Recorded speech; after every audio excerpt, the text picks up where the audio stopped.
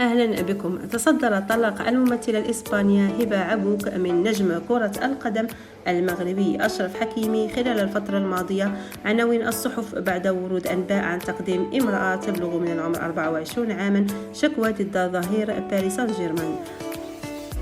بينما كانت الممثلة الشهيرة بعيدة مع أطفالها، وأعلنت عقب ذلك انفصالها عن حكيمي مطالبة بنصف ثروته وأملاكه خلال طلب طلاقها.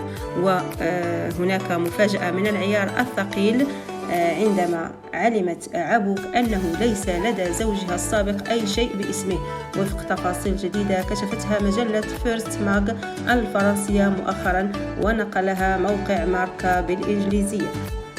وقالت المجلة إن المستفيد من راتب وثروة حكيمي ليس سوى والدته التي كانت تتقاضى أجره في حسابها المصرفي منذ عدة سنوات.